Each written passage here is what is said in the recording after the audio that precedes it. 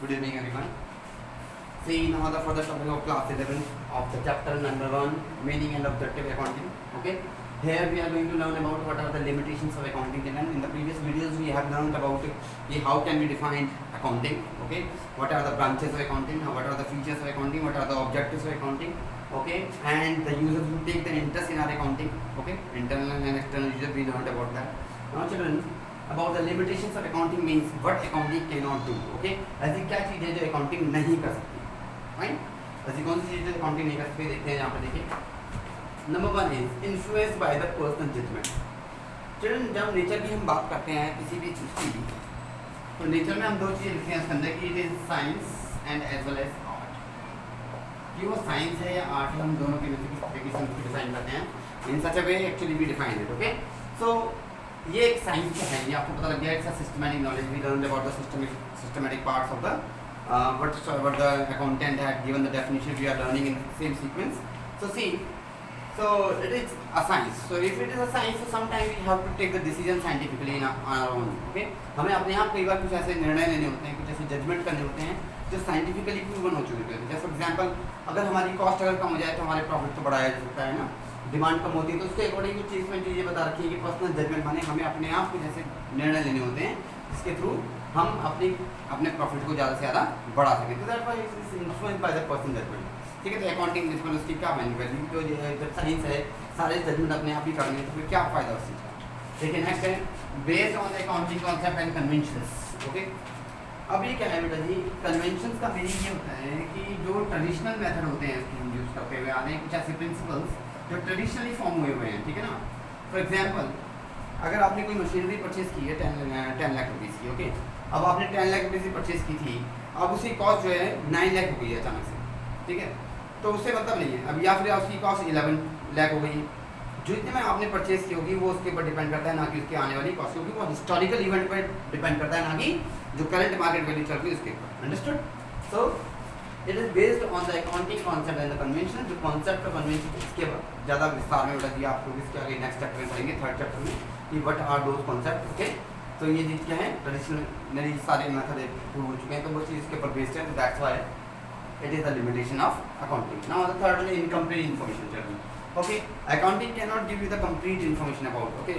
In the mid of the session, अगर आप कोई भी बिजनेस स्टार्ट करके चल रहे हैं, अपना बिजनेस चल रहा है, तो आप बीच में नहीं पता लगा सकते कि आपको कितना प्रॉफिट हो रहा है, कितना लॉस हो रहा है. नो, आपको साल, क्योंकि हम साल के एंड में ही फाइनेंशियल रिकॉर्ड मेंटेन करते हैं.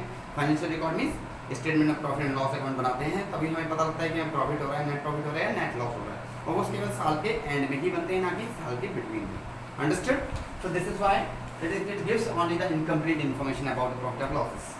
Now the omission of qualitative. अब आपको याद होगा मैंने आपको बताया था it depends on the quantity and the price.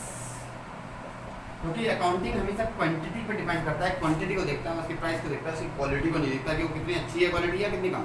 No, it only, हाँ, लेकिन क्वालिटी का इफेक्ट अगर उससे कुछ हो रहा है, उसकी डिमांड कम हो रही है, पैसा कम मिल रहा है, तो उसके ऊपर जरूर रिकॉर्ड करेगा. अदरवाइज वो क्वालिटी को कोई भी इंपॉर्टेंस नहीं देता है. तो that's why omission of two. Omission means होता है कि वो भूल जाता है, मतलब उसको नेग्लेक्ट कर देता है क्वालिटी को. ठीक है ना. So that's why omission of quality, that is so called. Next is affected by the window dressing. Window dressing means धोखाधड़ी. Okay, this is called धोखाधड़ी. धोखाधड़ी is what? चलन सी, अगर आपने कोई भी अकाउंट मेंटेन कर रखे हैं, तो कोई भी पर्सन टैक्स की चोरी करने के लिए इलीगल तरीके से अकाउंटेंट गलत तरीके से बना करके हमारे सामने पेश कर देगा और अपनी इनकम को कम दिखा करके कम टैक्स देगा. तो that's why it is affected by the window dressing. लोगों के सामने वो गलत अकाउंट बना करके पेश कर सकता है, ताकि वो अपने इनकम को कम दिखा करके या फिर अपने इन्वेस्टर्स को अपनी ओर अट्रैक्ट करने के लिए अपनी इनकम ज़्यादा दिखा सकता है. अंडरस्टूड. तो that is called limitation of accounting and accounting.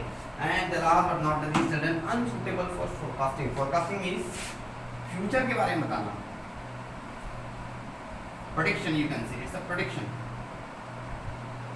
Okay, if prediction is unsuitable, prediction means it cannot tell about what will happen in the future.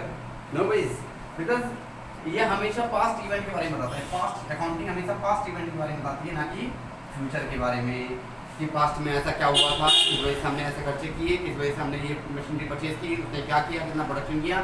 वो past event के बारे में बताता है, ना कि future के बारे में कोई predict कर सकता है. So children, these are the limitations of accounting. I hope you understood about the limitations of accounting.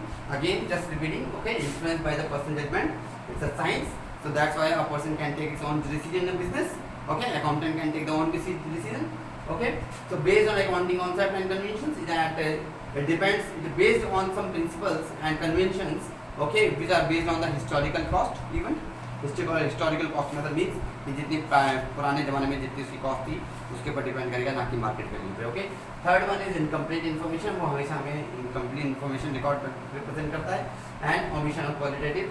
तो इनकम्प्लीट कैसे करता है ये आपको पता लग गया होगा. दोबारा से समझ लीजिए, इनकम्प्लीट इन्फॉर्मेशन कैसे देता है कि हमारे को अगर बीच में पता करना है कि पूरे साल में कितना प्रॉफिट है तो हम नहीं कर सकते, केवल शांत के एंड में ही हम statement of profit and loss account बना करके पता लगा सकते हैं. ओमिशन ऑफ क्वालिटेटिव, ये जो है कभी भी किसी क्वालिटी पे ध्यान नहीं देता है, सिर्फ क्वांटिटी पे ध्यान देता है. क्लियर है? तो भूल जाता है, उसको निगलेक्ट कर देता है. Affected by the window dressing, धोखाधड़ी कर सकता है टैक्स बचाने में. किसी के सामने, इन्वेस्टर के सामने गलत हमारी बैलेंस शीट रिप्रेजेंट कर देगा अकाउंटेंट, ठीक है, जिससे हमारी कंपनी में ज़्यादा इन्वेस्ट कर सकें. अनसुटेबल फॉर फोरकास्टिंग, तो वो क्या करता है कि हमें पास्ट इवेंट पे डिपेंड करती है अकाउंटिंग, ना कि फ्यूचर पे. तो that's why it is unable to tell us about the predictions of future. Future में ऐसा क्या होगा उसके बारे में बताने के लिए नहीं है, ठीक है ना. हाँ, पास्ट के बारे में जरूर. Understood? So I hope you understood children all this video. Okay, you can make the video and you can learn about that because these are the most important thing. Okay, thank you so much for listening.